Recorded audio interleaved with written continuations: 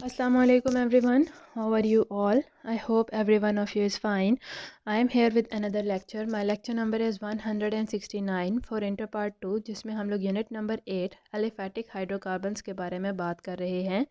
And nowadays we are discussing about the chemical properties of the alkenes. Chemical properties में हम लोग reactivity देख रहे हैं कि जो alkene molecules हैं ये unsaturated molecules होते हैं. इनके अंदर प्रेजेंट है डबल बॉन्ड, सिंगल बॉन्ड भी प्रेजेंट है, पर कुछ कार्बन एटम दूसरे कार्बन एटम के साथ डबल बॉन्ड की वजह से भी अटैच होते हैं. तो डबल बॉन्ड की प्रेजेंस की वजह से ये जो अल्कीन्स हैं दे show different types of reactions, जिसमें से हम लोग फर्स्ट कैटेगरी ऑफ रिएक्शन यानी कि एडिशन रिएक्शन को स्टडी कर रहे हैं. एडिशन रिएक्शन क्या है कि जब एक नया मॉलिक्यूल अल्कीन के पास आता है तो इंस्टेड ऑफ सब्सटीट्यूशन, जैसा कि हम लोगों ने देखा था इन द अल्केन्स, वहाँ पे सब्सटीट्यूशन रिएक्शन था, यानी कि अल्केन ने अपने पहले वाले कुछ हाइड्रोजन एटम्स को रीप्लेस कर दिया था, उनको निकाल दिया था और उनकी जगह पे सब्सटीट्यूट किया था नए आने वाले मॉलिक्यूल को. बिकॉज वहाँ पे कार्बन की ऑलरेडी फिल्ड अप हैं valencies with the single bond, वहाँ पे वो ऑलरेडी सैचुरेटेड मॉलिक्यूल है, उसके अंदर कार्बन के अंदर मज़ीद कोई भी वैलेंसी नहीं है to absorb, to accept, to attach to any other molecule. That is why उसको पहले अपनी वैलेंसी को फ्री करना था और वैलेंसी फ्री करने के बाद ही वो नए मॉलिक्यूल्स को अपने अंदर अटैच कर सकता था. But in the case of alkenes, क्योंकि यहाँ पे ऑलरेडी डबल बॉन्ड प्रेजेंट है, इसीलिए इनको अनसैचुरेटेड मॉलिक्यूल्स भी कहा जाता है. अनसैचुरेटेड मॉलिक्यूल्स का मतलब है कि यहाँ पे कार्बन के पास अभी भी गुंजाइश है कि वो मज़ीद एलिमेंट्स या मॉलिक्यूल्स को अपने अंदर एक्सेप्ट कर सकता है. किस तरह से? By breaking its pi bond. और पाई बॉन्ड चूँकि एक वीक बॉन्ड है इसीलिए उसको ब्रेक करना ईजी है as compare to breaking of sigma bond. So यहाँ पे कार्बन जिनके दरमियान में ये पाई बॉन्ड है यानी कि डबल बॉन्ड प्रेजेंट होता है, वो अपने अंदर का वो पाई बॉन्ड को ब्रेक करते हैं, जिसकी वजह से उनके अंदर वैलेंसी डेवलप हो जाती हैं और वो एडिशन करते हैं.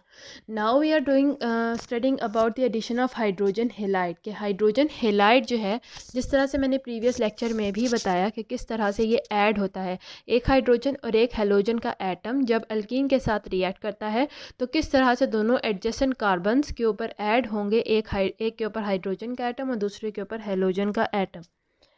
अभी प्रीवियस लेक्चर में आपको बताया था मैंने about the addition of hydrogen halide on some simple molecules जैसे कि ईथीन हो गया.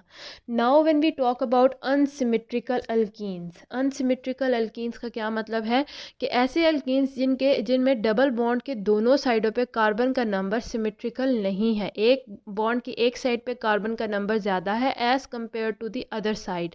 तो इस सूरत हाल में कैसा रूल फॉलो होगा? क्या ये रैंडमली हाइड्रोजन हेलाइड जाके अटैच होगा हाइड्रोजन एक कार्बन के साथ और हेलोजन दूसरे कार्बन के साथ, या फिर किसी रूल को फॉलो किया जाता है, कोई मेथड है जिसकी मदद से ये अटैच होते हैं किसी स्पेसिफिक रूल को फॉलो करते हुए? तो यहाँ पे there is one rule that is called as Markovnikov's rule.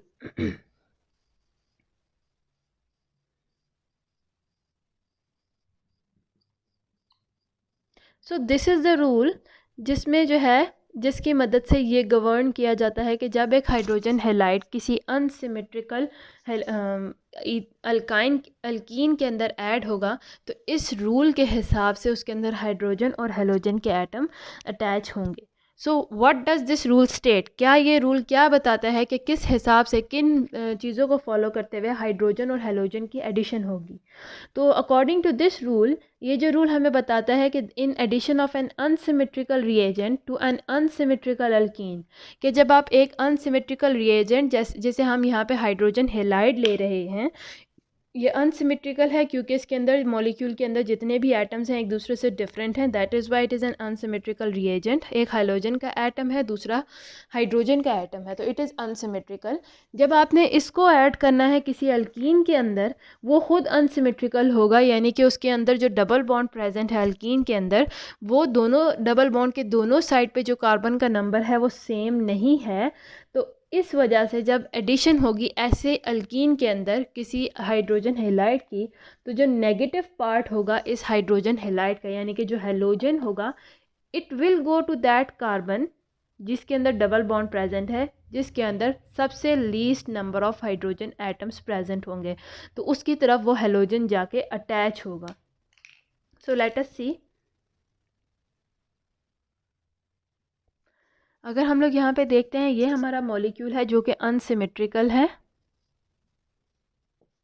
and we are studying how the unsymmetrical reagent is added in an unsymmetrical alkene according to Markov-Vinkov's rule. ये हमारे पास हमारा starting material है. This is propene, यानी कि इसके अंदर 3 carbon atoms हैं. Propene 1 कह लें आप कि 1 और 2 कार्बन एटम के दरमियान में, या आप सिंपली इसको प्रोपीन कह लेंगे कि यहाँ पे डबल बॉन्ड प्रेजेंट है. इसके अंदर जब हम लोग हाइड्रोजन ब्रोमाइड को ऐड करना चाहते हैं तो अब आप देखेंगे मार्कोव-विनकर्स रूल के हिसाब से जो हमारा एडिशन रिएजेंट है, यानी कि हाइड्रोजन ब्रोमाइड, जो कि यहाँ पे होगा हाइड्रोजन के ऊपर पॉजिटिव साइन है और ब्रोमीन के ऊपर नेगेटिव साइन है. अब यहाँ पे इसके पास चॉइस है कि ये किस कार्बन एटम के ऊपर जाके अटैच होगा हाइड्रोजन और किस कार्बन एटम के ऊपर जाके अटैच होगा ब्रोमीन. सो हम लोग यहाँ पे मार्कोव-विनकर्स रूल को जब फॉलो करते हैं तो उसके हिसाब से जो नेगेटिव हमारे पास रिएजेंट का हिस्सा है, it will choose out of these two. यही 2 कार्बन एटम है जिनके ऊपर ये आके अटैच हो सकता है, क्योंकि इन्हीं के अंदर डबल बॉन्ड है. इसका ये कार्बन तो ऑलरेडी सैचुरेटेड है, इसके चारों के चारों बॉन्ड जो हैं सिंगल बॉन्ड से फिलअप हैं, इसीलिए this carbon atom it is not of the choice. तो हमारे पास दोनों कार्बन यही अवेलेबल हैं, वो भी तब जब ये डबल बॉन्ड ब्रेक होगा. तो अब ब्रोमीन किस कार्बन एटम के साथ जाके अटैच होगा? It will choose that carbon atom जिसके पास सबसे कम हाइड्रोजन के एटम्स हैं. हमारे पास है एक ये वाला कार्बन एटम जिसके ऊपर 1 हाइड्रोजन एटम अटैच है, दूसरा तो उसके साथ कार्बन है और यहाँ पे भी कार्बन है, तो सिर्फ एक ही हाइड्रोजन एटम है. और यहाँ पे हमारे पास कार्बन एटम है जिसके ऊपर 2 हाइड्रोजन एटम्स हैं. तो ब्रोमीन जो है, जो कि negative part of the reagent है, it will choose this carbon atom जिसके ऊपर लीस्ट, यानी कि सबसे कम नंबर ऑफ हाइड्रोजन एटम्स हैं. This is number 1. सो ये यहाँ पे जाके अटैच होगा. तो हमारे पास वैसे हम एक्सपेक्ट करते हैं 2 डिफरेंट टाइप्स ऑफ प्रोडक्ट्स. कौन कौन से?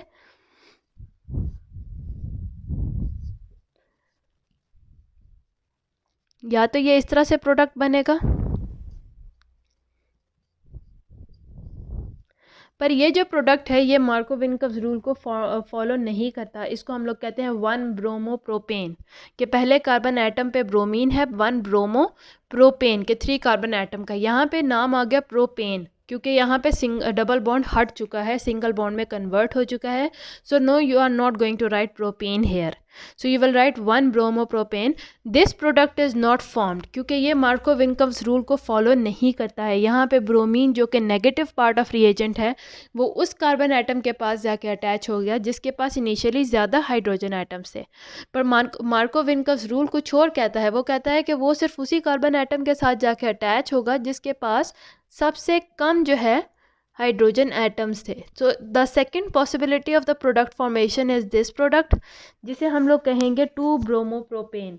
And this is the actual product जो कि बनेगा because it is following Markovnikov's rule. यहाँ पे जो ब्रोमीन है, जो कि नेगेटिव पार्ट है एडिशन रिएजेंट का, वो ऐसे कार्बन एटम को चूज़ कर रहा है जिसके ऊपर least number of hydrogen atoms हैं.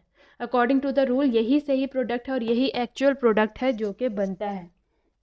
So this is one of the example. Now let me tell you another example. Let me explain you with the help of another example.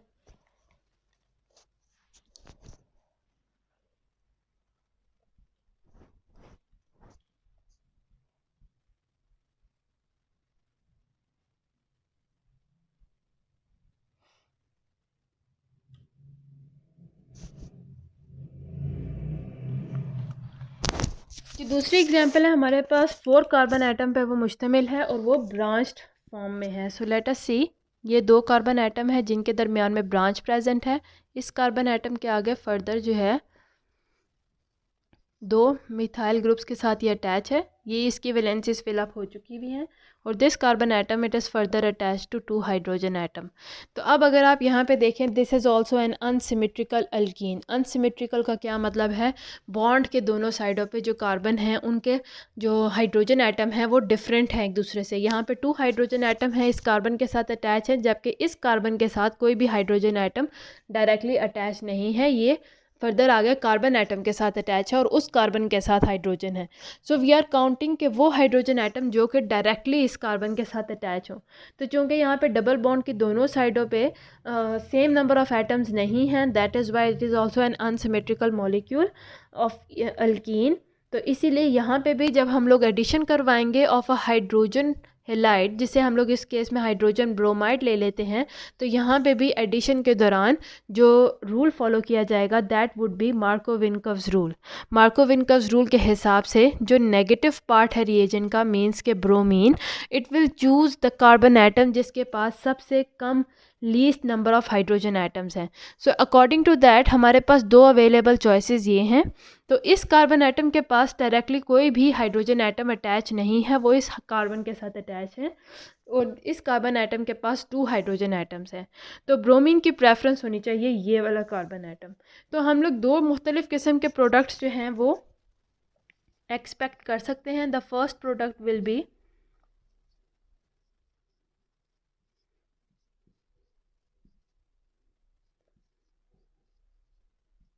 ये वाला product, and the second product will be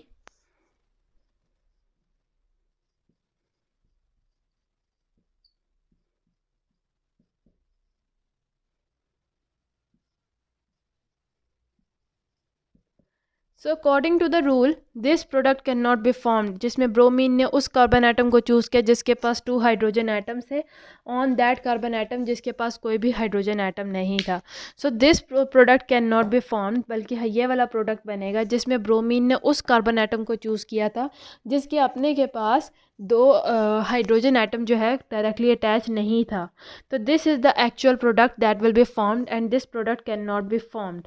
so this product name is two bromo two methyl propane, के second carbon atom पे bromine है और second carbon atom पे ही methyl group attach है, और overall अगर हम ये स्ट्रेट चेन को देखें इट इज़ 3 कार्बन एटम, ये तो ब्रांच में आ रही है। तो 2-ब्रोमो 2-प्रोपेन, आप चाहे यहाँ से स्टार्ट करें या यहाँ से स्टार्ट करें।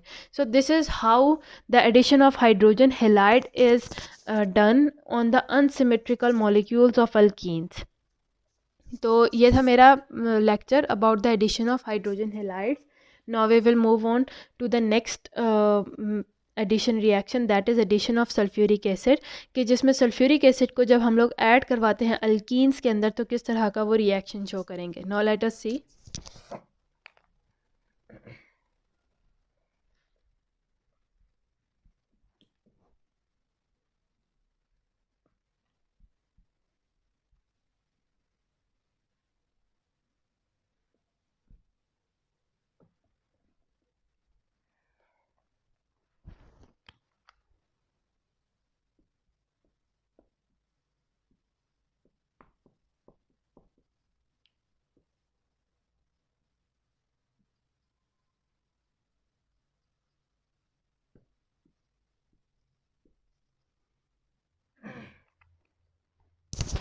So when the alkenes are treated with a cold concentrated, यानी कि concentrated sulfuric acid लें आप और उसको cold, उसका temperature आप लो करें, तो they are dissolved, वो एक दूसरे के साथ mix हो जाएंगे क्योंकि they react by addition to form alkyl halogen sulfate। वो addition reaction के ज़रिए alkene जो है alkyl hydrogen sulfate के अंदर convert हो जाएगा। So now let us have a look at the reaction. We will start with the alkene, ethene से हम लोग start करते हैं। हैविंग ओनली 2 कार्बन एटम्स, दोनों के दरमियान में डबल बॉन्ड प्रेजेंट है और दोनों 2-2 हाइड्रोजन एटम से बॉन्ड बनाए हुए हैं।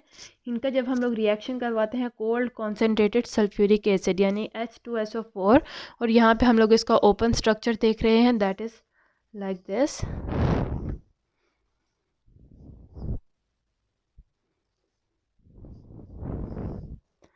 So what they will give is, ये इसका H2SO4 है, 2 हाइड्रोजन और सल्फ़र के साथ 4 ऑक्सीजन एटम्स अटैच हैं, और यहाँ पे आपके बुक में हर ऑक्सीजन एटम के साथ 2-2 उसके लोन पेयर्स भी दिखाए गए हैं। So what they will do, दोनों एक दूसरे के साथ डिज़ोल्व हो जाएंगे to form the ethane hydrogen sulphate.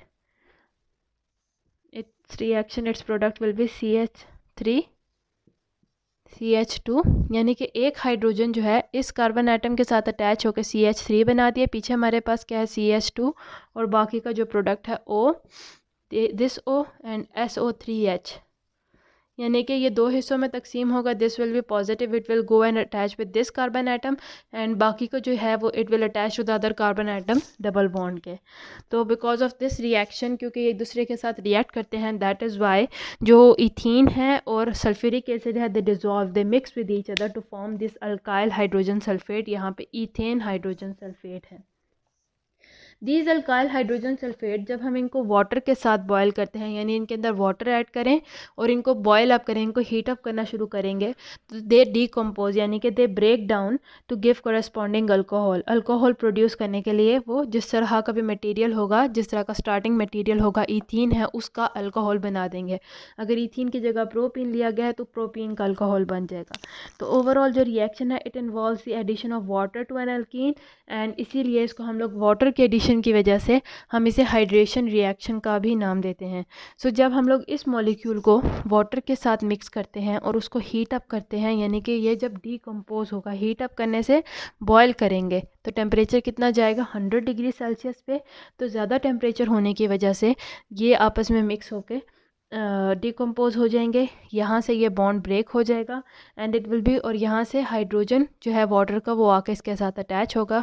It will be like this CH3 CH2O, this O and H from the water.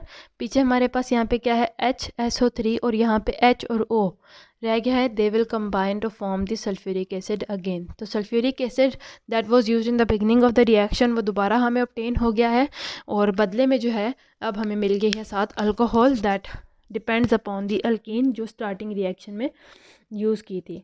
So this was all about my lecture today, जिसमें हम लोगों ने एडिशन ऑफ सल्फ्यूरिक एसिड और addition of alkyl halide in unsymmetrical alkenes के बारे में study किया है। उम्मीद है आपको इस लेक्चर की समझ आई हो। अगर यहाँ तक कोई भी प्रॉब्लम है तो you can discuss with me in the comment section. I am here to help you out and see you soon in my next video. Till then, अल्लाह हाफिज़।